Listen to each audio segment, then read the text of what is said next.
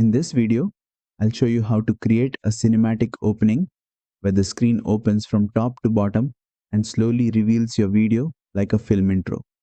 Start by opening your project in CapCut Mobile and placing your video clip at the beginning of the timeline so the opening feels intentional. Tap on the video clip to select it. From the bottom toolbar, tap on Animation to access the animation settings. Now switch to the In tab, which controls how your video appears at the start. Scroll through the animation list until you find Cinema Opening, then apply it. Once applied, the screen opens vertically from top to bottom, revealing the video in a clean and cinematic way. In CapCut Mobile, this animation is applied directly to the video clip, not as a separate layer.